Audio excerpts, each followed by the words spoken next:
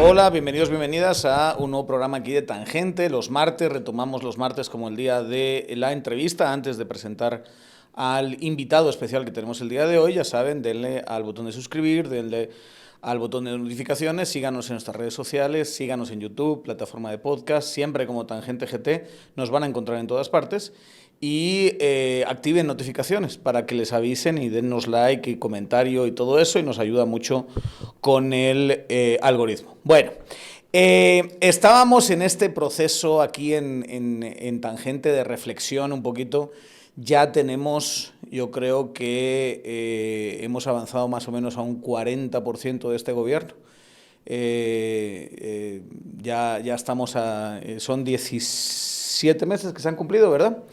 Y a partir de ahora, pues queríamos, o sea, vamos a hacerlo constantemente, pero queríamos hacer algunas reflexiones interesantes del camino recorrido, de lo que pasó en 2023, de lo que ha pasado en estos 17 meses de gobierno y un poquito también de cómo seguir hacia adelante. Y para eso vamos a empezar hoy una serie donde le preguntamos a excandidatos presidenciales cómo están viendo la cosa y qué habrían hecho ellos de forma distinta. Y para inaugurar esta serie tenemos con nosotros al estimado Edmond Mulet. ¿Cómo está usted? Muy bien, Daniel, muchas gracias por esta invitación. Bienvenido, bienvenido. La última vez usted fue el que inauguró el proceso de entrevistas presidenciales. Así fue. En Tangente, sí. Bueno, fue ya hace 2 años ya, ¿verdad? Justo más o menos en esta época, en 2023. Y vine con Max Santa Cruz, nuestro candidato a la vicepresidencia. Exacto. Y tuvimos una conversación muy, muy agradable. Y encima, además, para ponerle, digamos, aderezo, ha escrito un libro.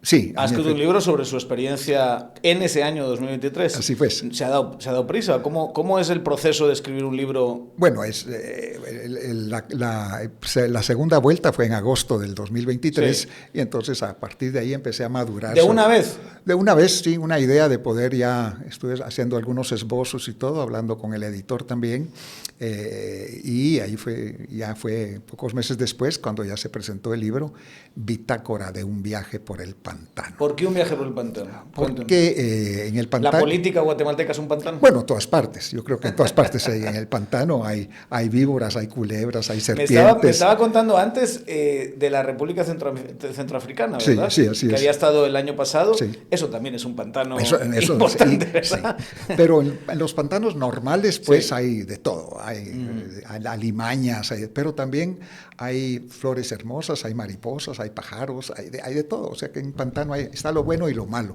Entonces, en este recorrido de la campaña electoral, pues la denominé pues un pantano, y cómo se va ahí escapando uno de ciertas alimañas y constatando, siendo testigo de lo que sucede en una campaña electoral. Entonces, más que este libro lo presento como una novela, como una ficción, porque conociendo al Ministerio Público de Guatemala y a muchos otros sujetos, entonces aquí se presenta como una novela y con nombres ficticios, nombres supuestos, pero la gente que sabe y que entiende, pues ya va entendiendo de quién se trata, para evitar cualquier acusación de esas que existen acá en este país. Y es Damián Teruel es el candidato presidencial y le va escribiendo a su exnovia que tiene en París, una chinita, y le va contando ahí cómo van las aventuras que ha hecho, lo que sufre, lo que pasa, lo que sucede en esa campaña electoral. Y de eso se trata, pues esa es una novela, y se puede leer por capítulos diferentes porque son escenarios distintos, y se puede empezar a leer por atrás o medio, no hay pues una secuencia. Una rayuela en ese sentido, digamos, que tiene distintos recorridos. Yo quería preguntarle, pensando en 2023 y en todo lo que pasó, y quizá como una forma de empezar la conversación de qué pasó ahí. Yo estaba convencido de que usted pasaba a la segunda vuelta. Yo también. Okay. ¿Por qué no fue? ¿Por qué no pasó? O sea, cuando usted ve eso y empiezan a entrar resultados, y la verdad, hablando de un momento tan histórico y tan importante, sí hay que reconocerle a las personas como usted que cuando ya empiezan a ver la evidencia de los resultados electorales y la validez de los resultados electorales, claro, sale y dice, yo lo estoy viendo, yo tengo mi propio sistema, y esta cosa está bien. Así y es. ganó aquel. Así es. Y vaya miércoles porque no gané yo, pero ganó aquel. Sí. Y aquí están los datos y yo tengo a mis fiscales y tengo mi información y tengo las fotos de las actas y las he recopilado y esto es así. No, eso es muy importante, Daniel, porque aquí se ha creado una ficción, una acusación falsa de que hubo fraude en Guatemala cuando no lo hubo. Había más o menos 24.800 mesas a nivel nacional. Yo no tenía 24.800 fiscales, pero sí tenía 20.000. Y cuando uno compara las actas firmadas por mis fiscales, 20.000 fiscales a nivel nacional, actas que también fueron firmadas por todos los demás fiscales de los demás partidos políticos, ese número, esa cantidad, ese resultado que aparece ahí, ese recorrido que hace hasta después del TREPI, que son anunciados esos resultados por el TSE, son exactamente iguales que las actas. No hay, en ese camino no hubo fraude, no hubo cambio, no hubo alteración, no hubo absolutamente nada. Es un resultado legítimo, verdadero. A mí no me gusta, a mí no me conviene porque perdí, pero es la realidad y no puede uno también subirse al barco de la falsedad también. Si hubo fraude y uno aprovecharse de eso no es correcto, pues. Entonces, y eso, por cierto, en todo el relato del MP, eso es lo que falta. O sea, te vienen con, aquí hubo fraude, el sistema, el TREP, enséñame las 20.000 personas que dijeron, esa no es el acta que firmé, el acta que firmé es otra. Y el acta que firmé significa que yo conté los votos, yo estaba ahí contando los votos y firmé que esos son los votos que tenía mi mesa. No hay ni una sola persona que ha salido a decir que eso es falso. Si nuestro amigo Canino, si nuestro compañero Canino tiene problemas, pida y pregúntele a su veterinario por Pragma y Pigmovendam de Bauer. Como un excelente producto para cuidar del corazón de nuestros perros. Tiene el mejor precio del mercado y siempre es importante que consulten al veterinario antes de administrar estos productos. Pero a nosotros que nos preocupamos por nuestros queridos amigos, los que nos acompañan, los que están con nosotros, los que nos son fieles en todo momento, piensen en ellos con Pragma y Pigmovendam de Bauer. Son 115.000 voluntarios que estuvieron como representantes del TSE en las mesas, centros de votación, que formaron parte de toda esa secuencia que llegó hasta el resultado final. Nadie ha dicho, eso no es el resultado que yo firmé, ninguno. Entonces, para mí no queda la menor duda, pues, pero siguen montados pues en ese tema. Solo esta semana Curruchis ya estaba diciendo, es que la gente me agradece lo del fraude. No hay fraude electoral, no sean mentirosos, hombre. Y además les pregunto a todos estos que dicen que hubo fraude, estos fraudulentos, les pregunto, bueno, si hubo fraude, ¿fue en detrimento de quién? ¿Quién fue el candidato? ¿A quién le robaron las elecciones? ¿Fue a Manuel Conde? ¿Fue a Sandra Torres? ¿Fue a quién? ¿A quién? Nadie me sabe responder. Ellos solo están dedicados a generar esa idea de que hubo fraude cuando no la hubo, pero no dan mayores explicaciones. Por cierto, que esa idea les ha hecho mucho daño en Estados Unidos, y que lo sepan. Cuando van y dicen, es un fraude igual que le hicieron en 2020 a Trump. Y Trump dice, ¿a quién le hicieron el fraude? Porque Trump tiene la historia de que se lo hicieron a él. Sí. Y como nadie se atreve a decir, no, se lo hicieron entonces ¿a quién le robaron las elecciones si nadie es robado? Digamos, ¿dónde está el robo? Y entonces me preguntaba Daniel sobre qué pasó durante... ¿Qué pasó? Porque se lo voy a poner así. Sí. Claramente el voto de Bernardo representa que hay una desafección hacia el sistema. Sí. O sea, no solo eso, sino el aumento de votos en blanco y nulo es absolutamente descomunal. Así es. O sea, la cantidad de gente que no llegó o que llegó a decir por nadie es enorme. Y en medio de eso, encima, tienes a esta sorpresa, porque nadie... ¿Usted en sus internas había visto ese aumento? No parecía. Pero tampoco, un caso similar se dio en Ecuador, con el candidato presidencial que participó en las elecciones extraordinarias en Ecuador el año pasado, y que ahora ganó ahora las elecciones, Noboa, en efecto tenía 3 días antes de la elección tenía 5% de intención de voto en todas las encuestas, y ganó con 17% esa primera elección, ahora ganó la reelección. Pero, o sea, son otros elementos, las redes sociales, las que realmente determinan ahora una elección. Y yo aparecía en todas las encuestas, a veces, alguna aparecía de número 1, pero no era real, y después aparecía en segundo, tercer lugar, segundo lugar. Siento que estaba como ya muy sólido en segundo lugar. Sí. Oye, y es la representante, o la representativa es la encuesta de Prensa Libre, donde claramente está la señora, y luego está usted, y luego hay un escalón importante con lo siguiente. Sí. Y así era la mayor parte de encuestas que se hicieron, sector privado y otras instituciones. Pero yo estaba en segundo lugar. Y ese era un gran problema. Yo le decía a mi gente, yo no quiero estar en segundo lugar, yo quiero estar en tercero, no en segundo lugar, porque el segundo lugar es muy visible. Y todos quieren estar en segundo lugar, todos. Porque el que pasa a segundo lugar sabe que gana la elección frente a la señora Sandra Torres. Entonces todo el mundo quería estar ahí. Entonces a partir de un mes antes, 6 semanas antes de la elección, fue un ataque terrible contra mí de todas las redes sociales, de los otros candidatos, pues de los oficialistas, de Suri Ríos, de Sandra Torres, de Manuel Conde, de Armando Castillo, porque era como el rival a batir, dice usted. De Semilla, todo el mundo, el propio Bernardo Arévalo también, y Samuel Pera, en contra mía, en contra... Hizo como una serie de videos y hizo uno de usted, sí. Sí, y entonces todo el mundo quería estar en segundo lugar. Entonces, el que había que bajarse era Mulet, porque todo el mundo quería estar ahí. Entonces, eso fue un fenómeno. Además, me imagino algunos errores que siempre se cometen en unas campañas. De los errores yo le quería hablar, o sea, porque de alguna manera, si me permite, lo que le dijo la población es: usted no representa el cambio que nosotros estamos buscando. Sí. Eso es lo que le dijo, porque al final, incluso... Acabó por encima Armando Castillo, acabó, bueno, lo de Manuel Conde fue una cosa de compra de votos y movilización, fue lo que le dio, ¿verdad? Sí. No le dio para llegando en segunda vuelta, pero 8%, algo así, 9% que sacó. Pero la pregunta es, ¿por qué no representó usted ese cambio, verdad? Sí, es cuando uno está en el fragor de la campaña, a veces es difícil tener la visión amplia de la situación. Y esto es más arte que ciencia, ¿verdad? Sí. La política es el arte de lo posible. Entonces uno va navegando ahí en lo posible. Y como dice ahí Mafalda, como siempre, lo urgente no deja tiempo para lo importante. Entonces en la campaña electoral es lo urgente. Entonces uno pierde la perspectiva. Y a Bernardo Arévalo, por ejemplo, no lo invitaban a los debates.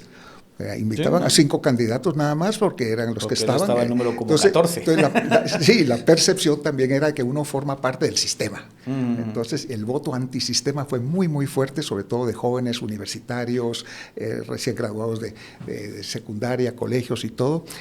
Y fue un voto sobre todo urbano. Fue aquí en la capital, en los municipios de Guatemala, cabeceras departamentales. El hecho es que, por ejemplo, Bernardo Arévalo solo obtuvo una alcaldía a nivel nacional. Yo metí 50, gané 50 alcaldías a nivel nacional. O sea que a nivel rural teníamos estructura, teníamos organización, pero perdimos, digamos, la vista sobre lo que aquí, lo urbano, que es el voto principal, prefería. También la vinculación de algunos personajes con nuestra campaña también hizo perder votos aquí en la capital. Yo le quería preguntar concretamente 2 cosas, digamos, como reflexión crítica a lo que pasó. La primera es, si me permite, salir a decir, estoy en contra de la CICIG, ¿se acuerda que sacó un video? Sí. Cuando, sinceramente, nadie estaba hablando de eso, doctor. O sea, estábamos así en medio hablando de no sé qué, no sé cuál, y de repente el doctor aparece y dice, estoy en contra de la CICIG. Y uno como que le queda la sensación, como observador, que está quedando bien con ciertas élites y bajándoles el miedo y diciendo, yo no soy un loco de esos que va a traer la CICIG de vuelta, tranquilos, Naciones Unidas y todo lo que ustedes quieran, pero yo no soy así. Y eso como que le acerca al sistema. Es como, míralo, está intentando jabonearle la espalda al sistema. Es correcto. Y una segunda cosa, y es, si me permite también, su actitud con Carlos Pineda. Carlos Pineda puede ser lo que quiera, pero a ese señor le huevearon las elecciones. O sea, a ese señor le sacaron injustamente. Sí, claro. Pero usted, en vez de salir a decir, puta, nos están intentando quitar a todos y ya le dieron matate a este, en vez de eso, usted llegó y hizo sí lo celebró, ¿verdad? Y su vicepresidente, me acuerdo un TikTok vicepresidenciable, ¿verdad? A Max, un TikTok donde casi estaban así celebrándolo, y se puso como en una retórica con él durante los siguientes meses, y él como que le agarró que había sido usted, que usted era el que había hecho el pacto, y pim, y yo creo que cierto capital político de Pineda se fue hacia usted también porque a lo mejor tendría que haber salido a decir, no, pero sí. A este le quitaron injustamente, Sí, porque sí. fue la mano peluda de la que usted estaba hablando la que le quitó. Sí. Que le quitó. Sí, ahora, Carlos Pineda empezó también a atacarme sin ninguna razón. Unas cosas tremendas que decía, inventaba cosas, que yo había hecho un acuerdo con las farmacéuticas para aumentar los precios de las medicinas, que yo hacía esto, que yo hacía lo otro. Entonces a mí no me quedaba más remedio pues que responder, que contraatacar lo que él decía. Además, hablando con toda sinceridad, y aquí lo menciono en el libro, lo que Carlos Pineda representa, o sea, lo que él y su entorno representan, su historial y sus vínculos realmente son terribles para el país, y cuando por alguna otra razón se le impide participar, pues por el país es de celebrar que un sujeto como ese no tenga posibilidad de ganar. O sea, el peligro para el país de personas como él representan es terrible, y lo he dicho, Daniel, y lo he repetido muchas veces, el tema del crimen organizado y el narcotráfico en Guatemala ha estado presente, pero nunca como ahora. El narcotráfico está presente. O sea, ¿cree que Carlos Pineda hubiese sido una vuelta de tuerca más hacia ser un Estado mafioso? Total. Había que ver los nombres de sus candidatos a diputados en todos los departamentos. Representaban a las mafias más tradicionales de esa línea en esos departamentos. Pues este señor que se acaban de llevar ahorita de Santa Rosa, el yerno del Chicharra, era su candidato a diputado. Y así pudimos identificar gente realmente totalmente terrible para el país. Entonces, y de todo esto hablo pues en el libro también, ¿verdad? Entonces son elementos de la campaña que fueron determinando pues muchas cosas. En medio de todas estas discusiones, siempre no lo hacemos porque no es hora, ¿verdad? Pero si la fuese, pues nos podríamos sacar aquí en esta conversación unos vinitos y con moderación ir platicando sobre la política nacional y mundial, disfrutando de las mieles de Baco.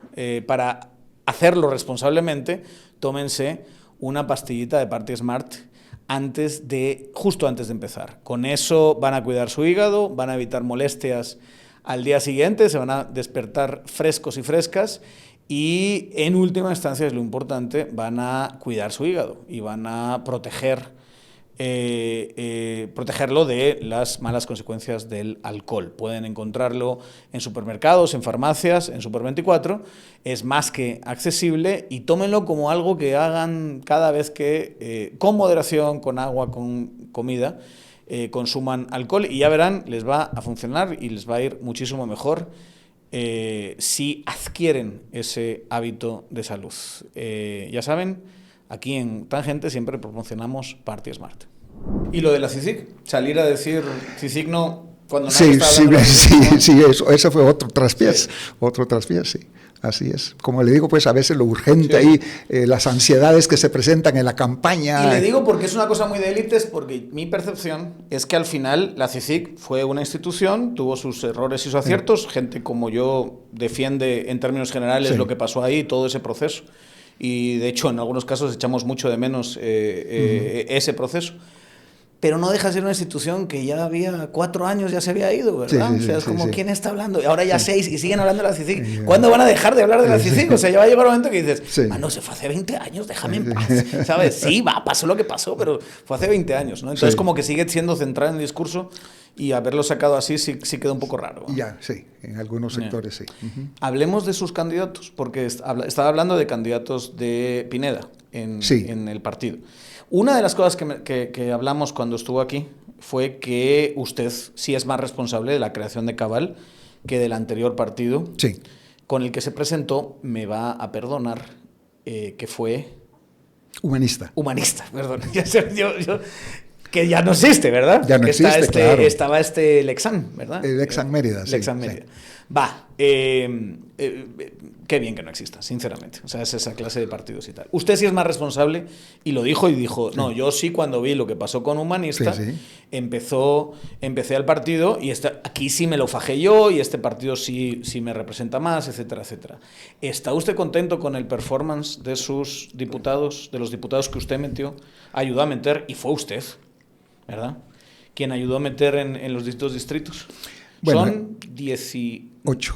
18 diputados. Uh-huh. Bueno, en la mayor parte de departamentos, no en todos, pero en la mayor parte de departamentos son las asambleas departamentales las que designan a sus candidatos a diputados. Uno puede sugerir y todo, pero ahí hay ciertas realidades democráticas también en los municipios, en los departamentos, que ahí se van moviendo. Entonces ahí postularon algunas personas que tampoco yo realmente estaba muy de acuerdo con ellos, pero fueron postulados democráticamente por las bases ahí de esos distritos electorales. Y de ahí ya vemos el desempeño de algunos de ellos, no el día de toma de posesión, unos días antes ya se habían demarcado pues de nosotros y habían anunciado su apoyo al pacto de corruptos en ese momento, ahora pacto golpista. Ese vínculo pues lo establecieron desde un principio, poderosos señores don dinero también, es otra realidad. Entonces ahí hubo como 7 de ellos que de una vez se alejaron, y por otras razones internas también, ¿verdad? Becker Chocó, por ejemplo. Que fue el primero que sacamos. Pero ese era asesor de Alan, era como de Alan más que de usted, ¿verdad? Pues sí, pero había sido designado y todo, e hizo una buena campaña, una buena campaña. Y teníamos, lo importante era tener representantes, candidatos a diputados en todos los departamentos. Yo lo que buscaba siempre era viendo hacia adelante, viendo hacia el futuro, garantizar la gobernabilidad en el país. Para eso se necesita buena cantidad de alcaldes, una buena cantidad de diputados para alcanzar ciertos propósitos. Si uno llega como Bernardo, realmente aislado de todo el sistema, es difícil también alcanzar ciertas metas. Yo siento que usted representa o representó en 2023, no sabemos el futuro político, pero una especie de propuesta intermedia, ¿no? O sea, una propuesta donde tiene que ceder a ciertas estructuras territoriales de poder y ser pragmático en tener, lo que decía usted antes, infraestructura, candidatos a alcaldes y demás para conseguir eso. Y luego, pues, una oferta de renovación que la gente no terminó de comprar, como hemos dicho, ¿verdad? Así es. Pero al mismo tiempo me decía antes que Carlos Pineda llevaba a todos los narcos en su partido. Entonces, sí tiene cierta responsabilidad de a quién se lleva el candidato presidencial, ¿o no? Bueno, o sea, si la tiene Carlos Pineda y es algo que estamos diciendo contra él, también la tiene que tener Edmundo Mulet. Sí, por supuesto. En algunos casos así fue, sí, definitivamente. ¿Y quién sí cree que representa lo que usted ha querido que sea cabal? Bueno, veo que tiene ahí el programa de gobierno. Aquí, un resumen del programa de gobierno. Bueno, yo creo que Julio Héctor Estrada, por ejemplo, presidente de la Comisión de Finanzas en el Congreso, ha hecho un excelente trabajo. El que fue vicepresidente del Congreso el año pasado, Nery Rodas, también, es un hombre que viene del sector privado, muy trabajador, hombre muy responsable, ha hecho un buen trabajo. Está Manuel Archila, también diputado por los municipios de Guatemala. Está Jairo Orellana de Jalapa. Sí, hay varios, pues, que son gente correcta. Luis Aguirre representa una facción dentro del partido en este momento. ¿Le representa a usted? ¿Cree que ha hecho una buena labor, todo eso que estamos...? Es un buen operador, operador político, tiene buenos contactos, resuelve problemas, o sea, sabe conducir y dirigir la gente que tiene ahí bajo su responsabilidad como jefe de bancada, sí. ¿Y lo ve, digamos, dentro de el futuro de Cabal? Él es jefe de bancada y tiene una influencia positiva dentro de las filas del partido. Sí. De ese también se dicen cosas así feitas del tema de crimen organizado que decíamos antes, ¿no? Sí, a mí no me consta. A mí no me consta.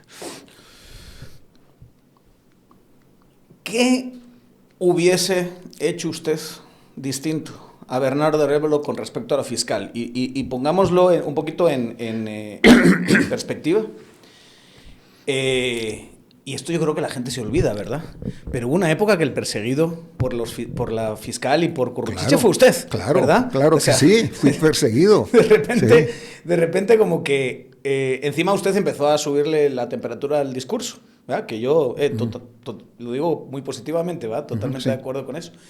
Y empezó a hablar de la mano peluda y esas cosas que decía en campaña, y luego Curruchiche se lanzó, pero a la yugular, obviamente con la anuencia de la fiscal, no puede ser de otra forma. Claro. Entonces uno hubiese pensado que lo que le pasó a Arévalo en la transición, ¿verdad? Y después de segunda vuelta y antes de segunda vuelta, también le hubiese pasado a usted. Sí, totalmente. O sea, yo no creo que sea descabellado decir eso, ¿verdad? Sí, totalmente.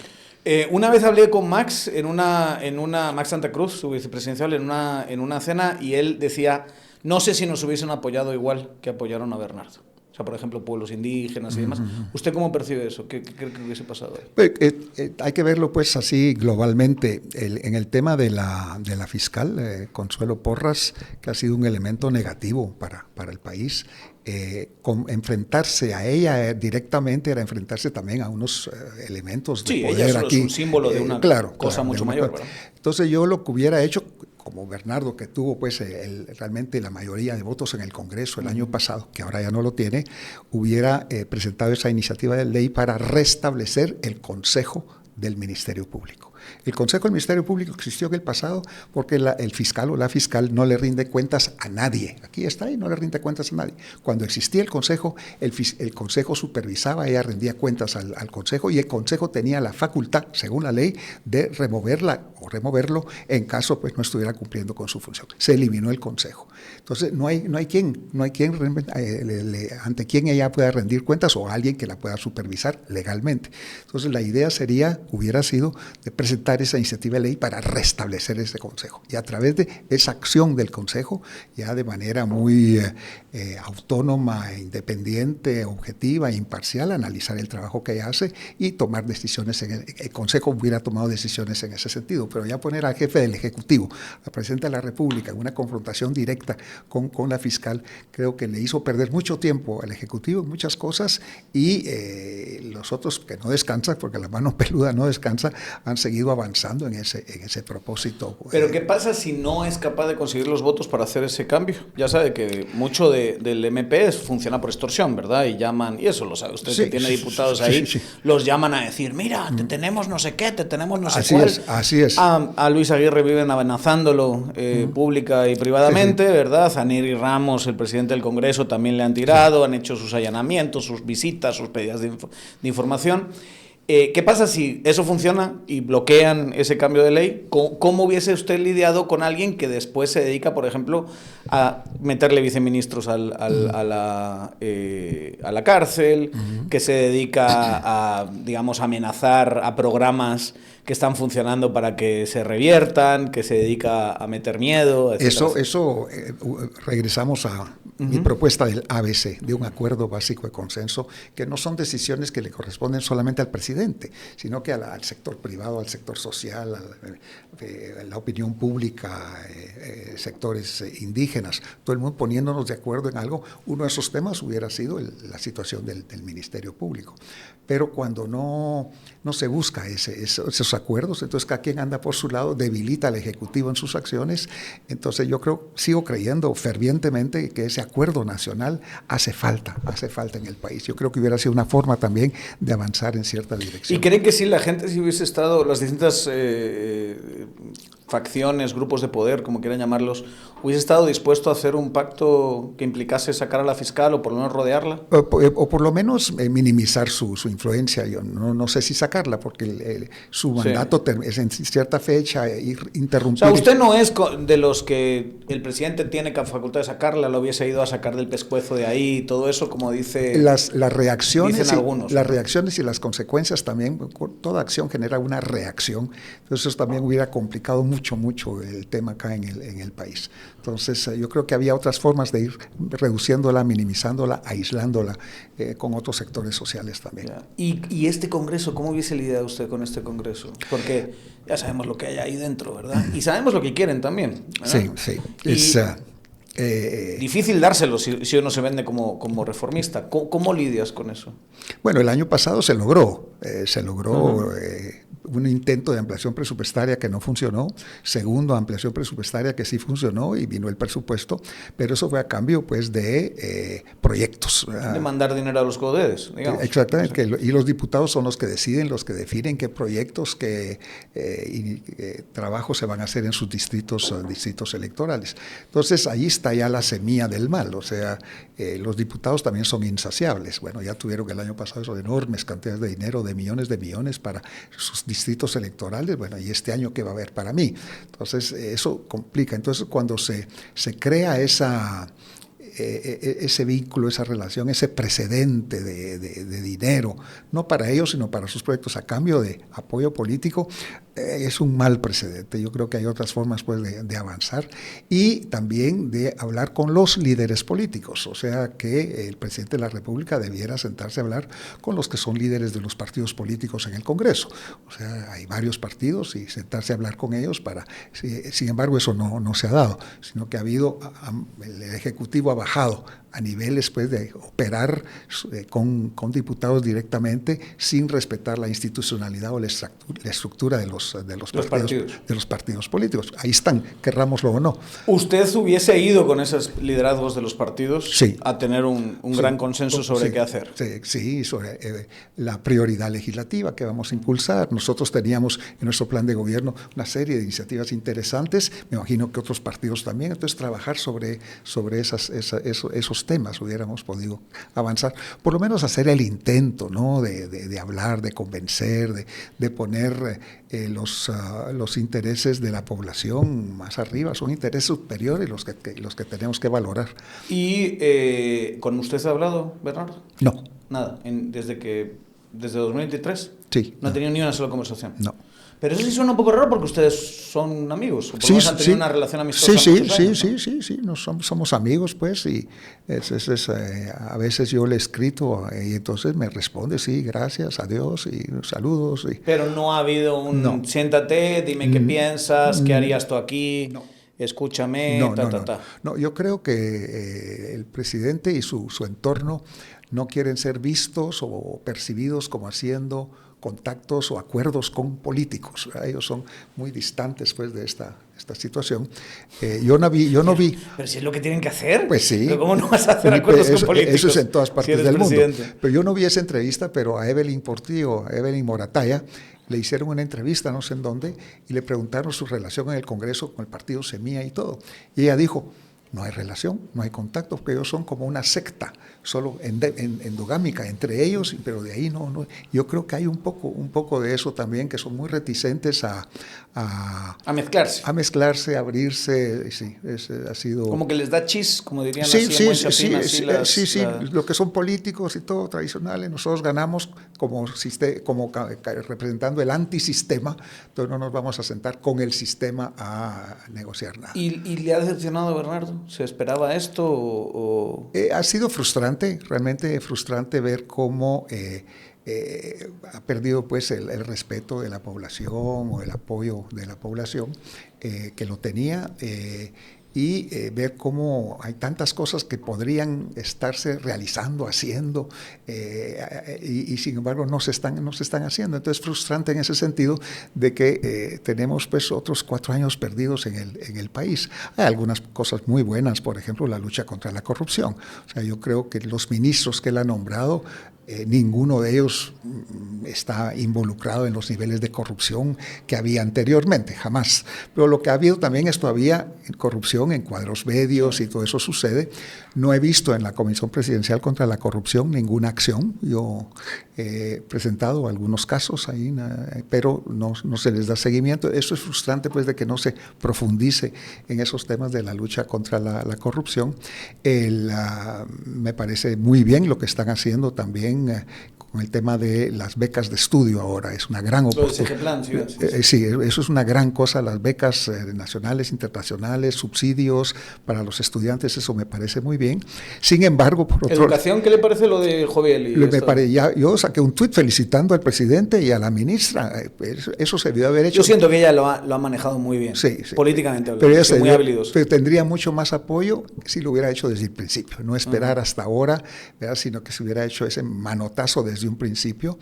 Sin embargo, por otro lado, en temas de educación, ya que estamos hablando de eso, es frustrante ver que, bueno, están pintando las escuelas, remozando, me parece muy bien, pero yo no veo ningún cambio en el tema del contenido, de la sustancia, de la calidad de la educación. ¿Dónde están los tablets? ¿Dónde está la modernización? ¿Dónde están las nuevas tecnologías para los jóvenes? Eso no lo veo. Y se pudo haber aprovechado este tiempo para haber hecho eso también. ¿Cómo solucionamos el tema de infraestructura, doctor?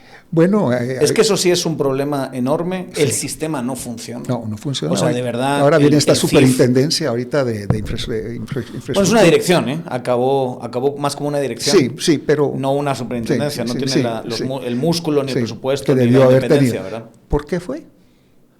¿Por qué? Negociación en el Congreso. Sí. Exactamente, porque los diputados no quieren. El problema, la raíz de... Iba a decir semilla, tampoco puedo decir raíz del mal. La raíz y semilla. Está en el Congreso y son intereses los que se manejan ahí, son contratos, es negocio, es dinero. Y eso realmente hay que entrarle, es parte del acuerdo nacional de consenso que se tiene que buscar. Pues no podemos seguir así con un Congreso que lo único que le interesa es negocio, pisto, dinero, comisiones. Por eso le pregunto, ¿cómo abordas eso? Porque, digamos, cuando uno mira, yo siento que, sistematizando un poquito dónde está el problema. Por un lado, tienes una deficiencia de inversión descomunal. Sí. O sea, usted se hubiese encontrado con lo mismo, ¿no? Pero el recurso ahí está, el dinero ahí está, el presupuesto ahí está. O sea, presupuesto hay, pero en términos de la deficiencia, de lo que hay que meterle al país, todavía estamos en una brecha enorme, ¿no? Empecemos por lo pequeño. Ya. Por ejemplo, Covial. Covial tiene enormes cantidades de millones de quetzales y uno recorre el país y no hay ningún mantenimiento. La basura, los basureros clandestinos, los derrumbes que hubo el año pasado todavía están ahí, las grietas en los caminos, las carreteras, no hay el más mínimo mantenimiento. Y el recurso está ahí, es cuestión de decisión, de tomar decisiones. Bueno, adjudicar los contratos a quien sea, lo que queremos es resolver el problema y no se está haciendo. Las grandes carreteras ahora empiezan a hablar de algo, pero y los caminos rurales, no, fue una promesa del presidente, prioridad caminos rurales, y no se ha visto nada en esa dirección tampoco. Entonces, es cuestión de decisión, cuestión de experiencia, cuestión de capacidad, cuestión de conocimiento. Yo hubiera nombrado, bueno, todas las personas que nombró Bernardo son gente muy honorable, pero totalmente desconocedora de los temas, sin experiencia. Y el Estado es una cosa muy seria, no es para llegar a aprender. Ahí se necesita gente que ya sepa, que conozca, que sepa ejecutar, tomar decisiones, y eso es lo que ha faltado. Las excusas siempre hay, pero hay que tomar pues esas decisiones que lamentablemente nos ha hecho perder mucho tiempo en el país. Me decía antes de que empezásemos a grabar que lo que le ha visto usted que falta también es una agenda legislativa del Ejecutivo, Sí. ¿verdad? O sea, que el Ejecutivo ha tenido la ampliación, el presupuesto, el tema del MP, dos leyes anticorrupción, que son la de beneficiarios finales y la de testigos de temas de corrupción, y de ahí, pues... No ha habido mayor cosa, entonces... ¿Qué hubiese planteado usted? Nada más empezar así, el 15 de enero, ¡pa! Aquí te va. Bueno, el tema de las tablets, la educación. En el primer año de gobierno, yo le hubiera entregado a todos los estudiantes de secundaria su tablet.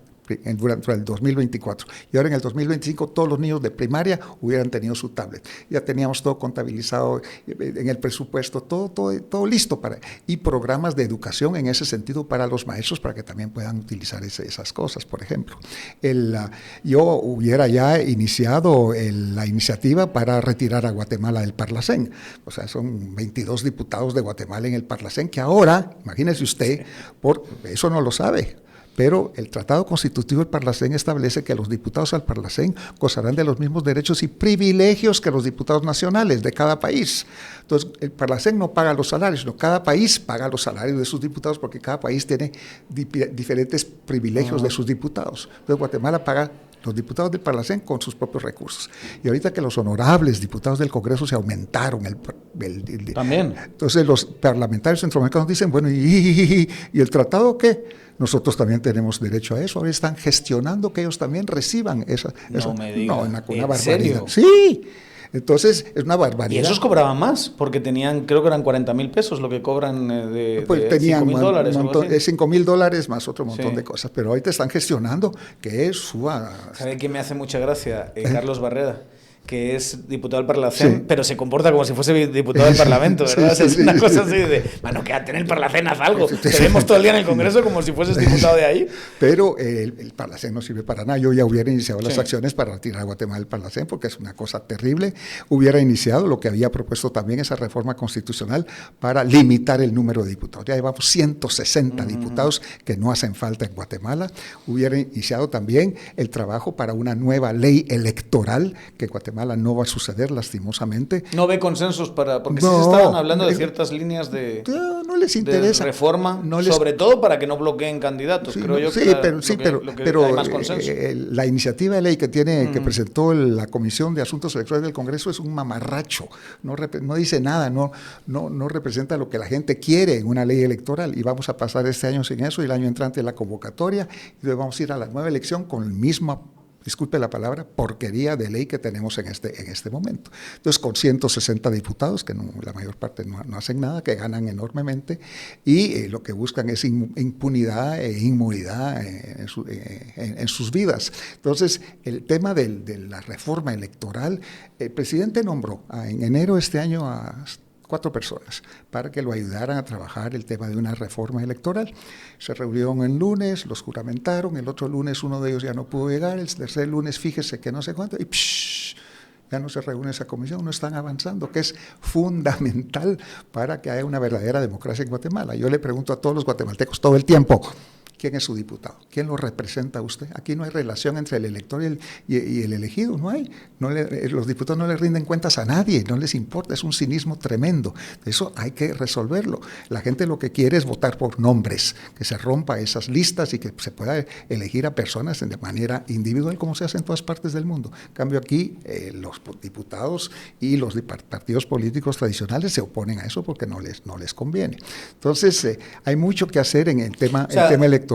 Estratégicamente usted hubiese llegado y hubiese empezado a tirar una batería de reformas potentes, fuertes al Congreso, una tras otra, y a ver qué es lo que avanzaba, porque igual avanzar todo es difícil, ¿verdad? No, claro, pero y paralelamente el ABC, el Acuerdo Básico de Consenso, reuniéndose uno con sectores, con grupos y todo para impulsar ciertos aspectos. En tema de salud, en las medicinas también teníamos un programa pues de reducción de los precios de las medicinas, y todo estaba elaborado hasta el centavo del presupuesto y todo lo que se iba a hacer. En el tema de migrantes, o sea, Guatemala está recibiendo ahora, vamos a recibir este año 25 mil millones de dólares en recursos de... Va a cerrar 23, 24. Por ahí vamos, conforme va la tendencia. Es una barbaridad, qué barbaridad. Sí. 24 mil millones de dólares que nos están mandando los hermanos migrantes, ¿no? ¿Y eso a dónde va? Se pierde, se diluye. Consumo. Sí, exactamente. Creo que hay un estudio que habla de 90%. Se va a alimentos, casa... o sea, construcción de su casita. Imagínese si ese dinero, como teníamos celular, nosotros propuesto, hubiéramos empezado a trabajar en el Banco del Migrante, que los migrantes fueran accionistas de su banco, como el Banco de los Trabajadores, el Banco Industrial, cómo se fueron financiando con un porcentaje de las remesas. Son los migrantes, los dueños del banco, los que lo administran y tienen recursos ahí para desarrollar, recursos para desarrollar sus negocios, productividad en el país. Y este dinero se está perdiendo. Entonces nosotros ya hubiéramos trabajado con el tema del banco del Migrante. Solo pensar, por ejemplo, en un 20% al año, en un fondo de inversión, de esa estaríamos hablando de miles de millones de dólares, que enchufados productivamente a la economía es otra cosa. Hoy por hoy se enchufan directamente a que me compro el celular, la gaseosa, el cemento para la casita y el pollo. La pantalla de televisión.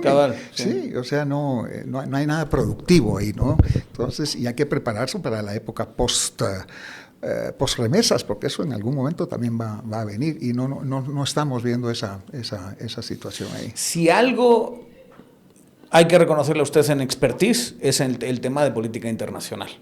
¿Cómo ha visto al gobierno de Bernardo en política internacional? ¿Cómo lo ha visto diplomáticamente? Bueno, Bernardo quería ser canciller, era su sueño.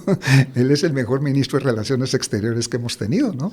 Y le ha ido muy bien, o sea que han manejado muy bien la situación con la Unión Europea, con los Estados Unidos sobre todo. El cambio a Trump ha sido casi magistral, diría yo. Se esperaba tanto y tal, y lo manejaron.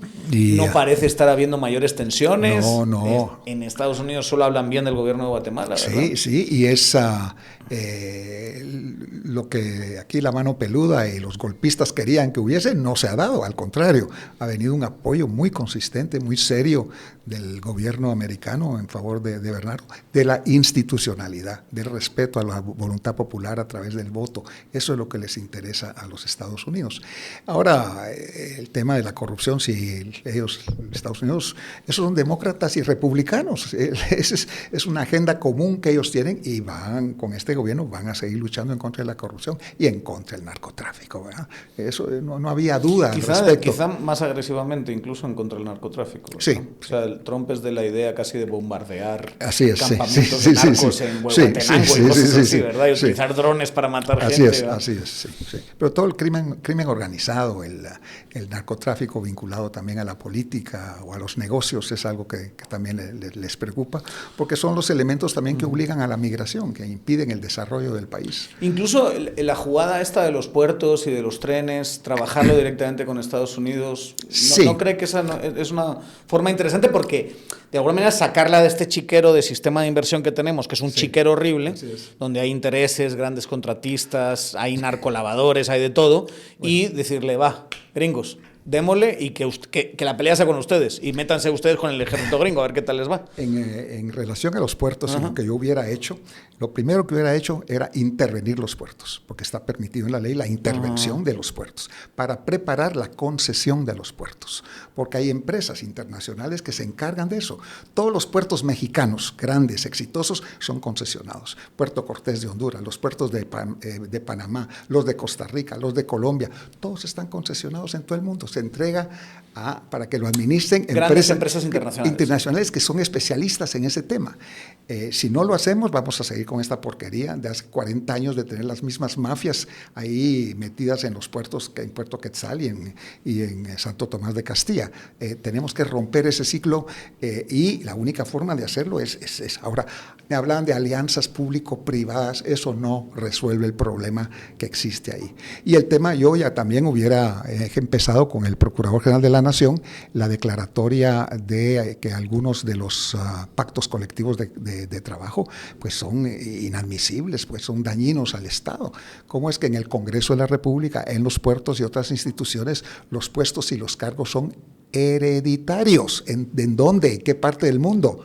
Yo soy trabajador funcionario de cualquiera de esas instituciones, me jubilo o me muero, entonces mi hija... Y se le da preeminencia en el pacto colectivo a mi hijo. Sí, pero eso está escrito tal cual. Sí, así es, eso no puede ser, pues, y hay temas así que hay que romper eso a través del acuerdo básico de consenso también, así muchas cosas que hay que entrarle a fondo, tal vez no se puede lograr todo, pero sacudir un poco esta situación. ¿Tiene posibilidades todavía, Bernardo, desde su perspectiva de recuperar un poquito? O sea, para ser, si quiere, un poquito abogado del diablo, Bernardo se encuentra con una situación muy delicada, que es un MP que quiere su cabeza, digamos, Cortes completamente en contra, una CC que ha jugado política con la mano peluda, pero vamos, todos los días, un día sí, un día no, y 3 días sí, ¿verdad? Una clase empresarial tradicional que tampoco es muy anuente y que lo ve con cierta desconfianza, etcétera, etcétera. O sea, se le dio un porcentaje de poder, no se le dio todo el poder. Y tiene este reto 2026, que es cambiar buena parte de esa estructura jurídica que hoy está en su contra. Entonces, digamos, solo para poner ese contexto, de alguna manera, de que le ha tocado lidiar con eso, que no es algo fácil. Vamos a decirlo totalmente cierto. ¿Todavía tiene posibilidad de cambiar el rumbo y de tomar decisiones más energéticas como las que usted está proponiendo? Eso es lo que yo hubiera esperado. Tal vez el primer año era complicado, difícil, mientras se estabilizaba. Ahora la gente que está en el gobierno pues ya obtuvo cierto nivel de experiencia. Yo creo que ya habría llegado el momento para tomar estas decisiones. Yo pensé que el 14 de enero, al cumplirse un año de su gobierno, que Bernardo iba a relanzar su gobierno, cambiar ministros, ver quiénes estaban ejecutando, quiénes no, proponer nuevos proyectos de ley, iniciativas, o sea, sacudir un poco esto. Y no lo hizo. O sea, pasó el 14 de enero, como que aquí todo fue una maravilla, confirmó a todos, o sea que no aprovechó eso para renovar. Entonces, si no lo hizo en ese momento, no sé si haya oportunidad ahora de volverlo a hacer. Como uno en el meridiano de su gobierno, decir, lo intenté por las buenas, ahora por las malas, algo así, ¿podría? Sí, podría ser. Ojalá haya eso. Bueno, el 14 de enero del año entrante se cumplen 2 años, pero ya después de 2 años ya hubiéramos esperado algo. Entonces, tal vez ahora hay algo. Entonces, no sé, pero yo hubiera esperado pues de algún tipo de acción, de dinamismo.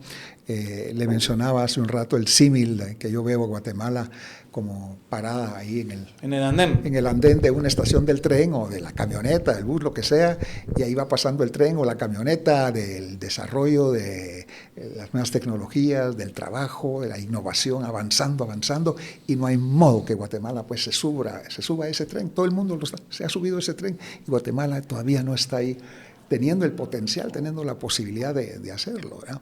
Y tenemos un sector privado realmente dinámico que si no fuera por los migrantes por un lado y el sector privado por el otro, no sé dónde andaríamos. Entonces, y el tema, quiero referirme a lo que usted mencionaba sobre el apoyo que Estados Unidos está haciendo para los puertos, y me parece muy bien, es extraordinario y todo, pero ¿y después de eso qué? ¿Quién va a administrar eso? ¿Vamos a seguir administrando los puertos de la misma manera en que lo estamos administrando ahora, con las mismas mafias que están ahí desde hace 40 años? Entonces yo esperaría que también los Estados Unidos, cuando digan, bueno, vamos que esa a es hacer... otra, por cierto, hablando de leyes que habíamos dicho, para ser justos, esa es otra ley que también se planteó, ¿verdad? Una ley de reforma del tema portuario. Sí, es la creación de la Autoridad Portuaria Nacional, que no existía, que era parte de mis proyectos también, pero que tampoco vemos que eso esté avanzando en el Congreso. Entonces esperaría yo que los americanos, ahora con este apoyo técnico que le están dando a este desarrollo de los puertos, ampliaciones y más eficiencia, pero que también consideren el tema de quién va a administrar todo esto, porque pueden ampliar, pueden hacer, pero y detrás de esto quién va a estar. Entonces, mientras eso no se resuelva, vamos a seguir con la misma mediocridad y mismos problemas que tienen un efecto negativo para la economía, para las exportaciones, el costo de los productos importados y todo, y no veo pues que haya un interés en esa dirección. Yo tenía curiosidad en preguntarle a usted cómo ve, ya a mayores, digamos, incluso trascendiendo el gobierno de Bernardo Arévalo, el papel de Guatemala en el mundo. O sea, en el sentido en que claramente llevamos 5 meses de cambio importante, ¿verdad?, de todo tipo de dinámicas, lo que acaba de pasar en Irán, lo que está pasando en Ucrania, la relación Estados Unidos-Unión Europea, digamos, incluso Canadá, México, con sus socios tradicionales, cómo se está reescribiendo eso. En medio de todo este merequetengue, ¿qué le toca a un país tan pequeño que todavía tiene una renta baja, que tiene un problema, obviamente, de todos estos problemas que hemos hablado internamente? ¿Qué papel tenemos que jugar en medio de esta reconfiguración del orden mundial que vivimos? Yo creo que lo primero que tenemos que hacer es pensar en nosotros mismos, sí, claro, en Guatemala, en los guatemaltecos, en nuestro desarrollo económico. Y no hay ningún otro país del mundo que tenga el potencial que tiene Guatemala, nuestra posición geográfica. El único país del mundo que está pegado al mercado de consumo más grande del mundo, al NAFTA, y estamos ahí pegados. Nuestros 2 océanos, nuestra gente, nuestra creatividad, o sea, nuestros recursos naturales, eso ahí está. Entonces, el tema del nearshoring que se había hablado tanto, ¿verdad? Entonces, tampoco lo hemos aprovechado como deberíamos haberlo aprovechado en algún momento. Ahora, entiendo entonces que apostaría por una integración más, como se está regionalizando el mundo de alguna manera, bueno, y básicamente, por lo menos la administración Trump lo que está diciendo es, yo me encargo de mi región, por eso esto de incorporo a Canadá, me quedo con Panamá, para seguir el triángulo Groenlandia, ¿verdad? Y una vez que yo domine esto, ustedes con su pan se lo coman, y si quieren matarse, mátense. Los europeos allá, los chinos y asiáticos por y en medio de todo esto, quizá la lógica sería, no podemos escapar de la geografía, ¿verdad? No. Estamos donde estamos. Así es. Integrémonos incluso más en la economía de Estados Unidos. Esa sería mi posición absolutamente. O sea, Guatemala no está en el cono sur, allá junto a Chile y la Argentina. Tampoco estamos en los no hay Alpes. Una selva de Darién ahí. No estamos en los Alpes, tampoco estamos en el centro de África, estamos donde estamos. Entonces, esa es una realidad. Entonces, saquémosle jugo a esa realidad. Y sería como unir, infraestructuralmente unirlo, claro, sí, con el norte, y convertirse en centro logístico, exacto, centro de producción. De ahí la importancia de los puertos, la importancia de los aeropuertos, la importancia de las carreteras, de los ferrocarriles, todo eso es muy importante. Y el Estado de Guatemala no tiene la capacidad de hacerlo sola, ¿no? O sea, hace falta, digamos, concesiones importantes, alianzas público-privadas, créditos. Créditos también, o sea, cualquier crédito que vaya a infraestructura infraestructura, se multiplica en el PIB de una manera increíble. O sea, si llega a Guatemala al grado de inversión que se llama, sí va a ser un pelotazo de este gobierno, ¿verdad? Sí. O sea, eso sí habría que decirlo por esta lógica, porque esto lo que permitiría es decir, Banco Mundial, aquí tengo todos estos proyectos, metámosle, porque son miles de millones que no están en el presupuesto. Yo creo que eso es muy, muy importante explicárselo a la gente. Lo que hace falta que le metamos para tener un metro con varias líneas, para tener puertos, para tener trenes que unan los dos puertos, para tener las carreteras que nos merecemos y todo eso, es mucho más dinero que el que está incluso en el presupuesto más grande de la historia. Así no, es lo que exactamente acabo de decir. Los recursos que tiene Guatemala no alcanzan para eso y hace falta ese tipo pues, de generación de interés de inversión en el país.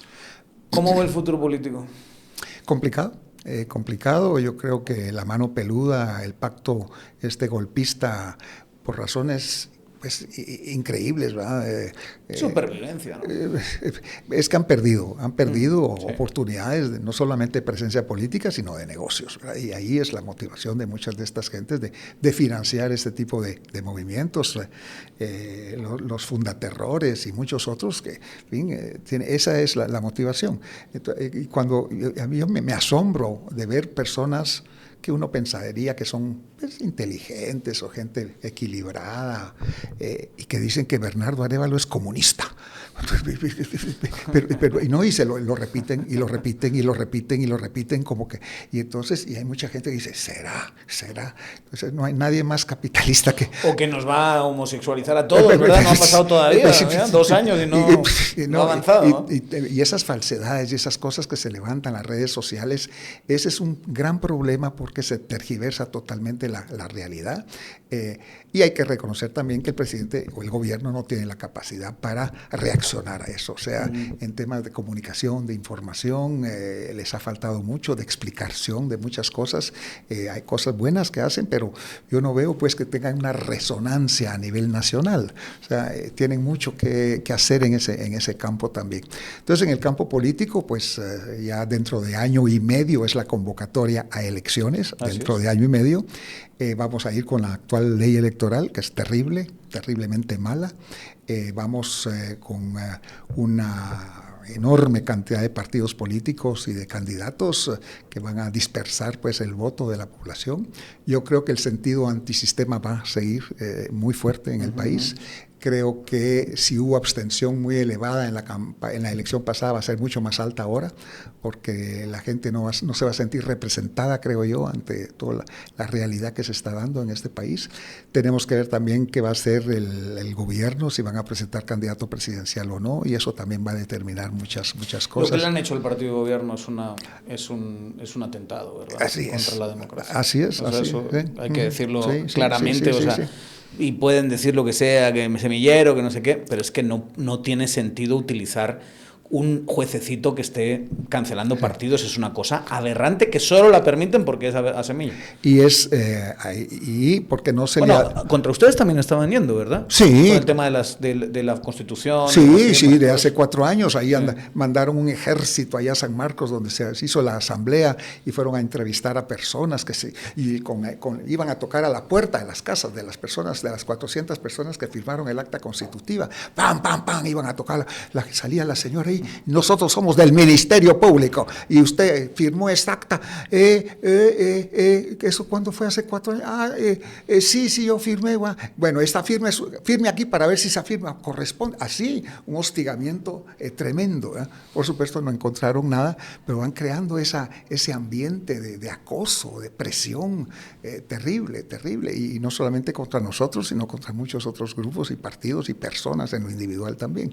Entonces, no estamos viviendo pues un ambiente de libertad, de opinión, como debiera ser, sino que y hay que decir que el presidente Arévalo es un hombre muy institucional. Él respeta las instituciones y incluso le han sugerido pues que tome acciones, manotazos y todo, y él se resiste a esas acciones porque sí es un hombre que respeta pues las leyes, la Constitución, las instituciones, a expensas pues de su propio desarrollo gubernamental. ¿Y eso le parece que es algo que reconocer? Sí, por supuesto, claro que sí, que ha respetado pues Digo, porque hay otra tendencia que dice ¿qué institucionalidad? Si están haciendo lo que les da la gana, esto no hay institucionalidad que respetar. Sí, pero el error no es fuente de derecho, y si los malos están haciendo eso, tampoco es justificación para que uno haga algo malo tampoco. Uno creo que tiene que mantenerse firme en esas convicciones. ¿Y su papel, el de usted, en ese futuro político del que estamos hablando?